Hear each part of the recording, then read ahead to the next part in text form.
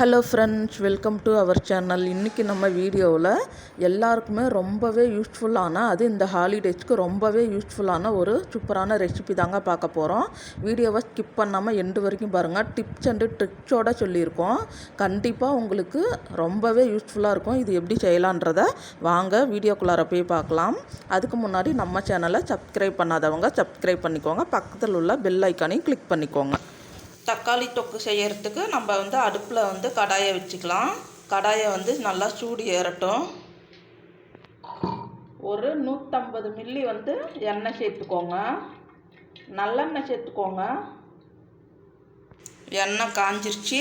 அரை ஸ்பூன் கடுகு மட்டும் சேர்த்துக்கோங்க. கடுகு நல்லா பொரியட்டும். 3 வரமிளகாய் சேர்த்துக்கோங்க. ஒரு 10 போல் பூண்டை குட்டி குட்டியாக கட் பண்ணிவிட்டு சேர்த்துக்கோங்க. அது நல்லா எண்ணெயிலேயே அந்த ஈரப்பதம் போகணும். ஒரு கொத்து கருவேப்பிலையை நல்லா கழுவிட்டு ஈரம் இல்லாமல் சேர்த்துக்கோங்க. இது எல்லாமே எண்ணெயில் நல்லா பொரியட்டும். தக்காளி பாருங்கள், ஒரு 8 தக்காளி மீடியம் சைஸ் தக்காளியை இந்த மாதிரி குட்டி குட்டியாக கட் பண்ணி வச்சுருக்கோம். இப்போ நம்ம அதோடையே சேர்த்துடலாம். இந்த மாதிரி செய்யும்போது ஒரு 3-4 நாளைக்கு நல்லா இருக்குங்க. வெங்காயம் சேர்த்தா தான் நம்மளுக்கு கெட்டு போகும். ட்ராவலுக்கு எடுத்துகிட்டு போகிற மாதிரி இருந்துச்சுன்னா இதே மாதிரியே செய்யுங்க. இந்த தக்காளி பார்த்தோம்னா பாதி அளவுக்கு நல்லா வதங்கட்டும். கொஞ்சமாக இப்போ உப்பு சேர்த்துக்கோங்க. நம்ம அப்புறமா சேர்த்துக்கலாம். அடுப்பை மீடியம் ஃப்ளேமில் வச்சு இந்த மாதிரி வதங்குனிங்கன்னா நல்லா தண்ணி இழுத்து நல்லா வதங்கும். அதனால் அடுப்பை மீடியம் ஃப்ளேமில் வச்சுட்டு ஒரு பாதி போல் வதங்கினதுக்கப்புறமா நம்ம பார்க்கலாம்.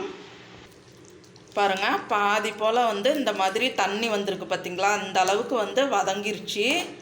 இந்த மாதிரி இருக்கும்போதே நம்ம மசாலா ஐட்டம்லாம் சேர்த்துடலாம். 1/4 ஸ்பூன் போல் மஞ்சள் தூள் சேர்த்துக்கோங்க.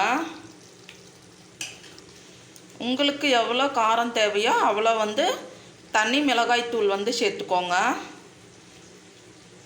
நம்ம 1 ஸ்பூன் சேர்த்துருக்கோம். டேஸ்ட்டு பார்த்துட்டு கூட அதுக்கப்புறமா கூட நம்ம சேர்த்துக்கலாம்.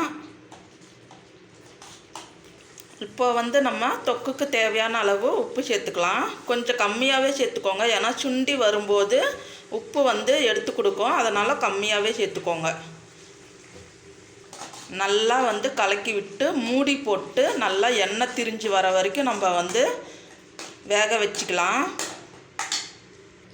இப்போ நம்மளுக்கு உப்பு காரம் எல்லாமே பெர்ஃபெக்டாக இருக்குது. இப்போ மூடி வச்சுட்டு நம்ம நல்லா எண்ணெய் திரிஞ்சதுக்கப்புறமா ஒரு 10லேருந்து 15 நிமிஷம் ஆகும். அதுக்கப்புறமா நம்ம பார்க்கலாம். பாருங்கள், 10 நிமிஷம் போல் தான் ஆணுச்சு. நல்லா வெந்து எண்ணெய் திரிஞ்சு வந்திருக்கு. இந்த மாதிரி செய்யும்போது கொஞ்சம் எண்ணெய் இருந்தால் தாங்க நல்லாயிருக்கும். இந்த மாதிரி செஞ்சால் தான் நம்மளுக்கு ஒரு 3-4 நாளைக்கு நல்லாயிருக்கும். இப்போ நம்ம இறக்கிடலாம். இந்த மாதிரி செஞ்சு வச்சுக்கிட்டிங்கன்னா இட்லி, தோசை, சப்பாத்தி, சாதத்துக்கு எல்லாத்துக்குமே நல்லாயிருக்கும்.